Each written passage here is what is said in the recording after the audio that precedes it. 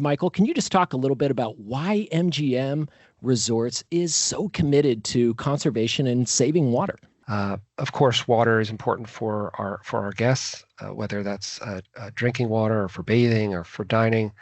But also in terms of operations, we use a lot of water in our cooling towers for the irrigation of our landscaping, and then we have a host of pools and water features.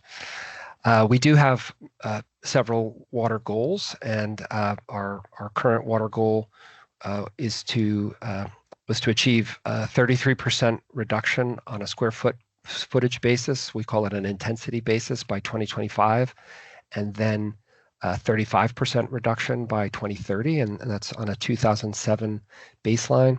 And I'm really excited to report that we achieved our 2030 goal in 2023. So we achieved that 7 years early.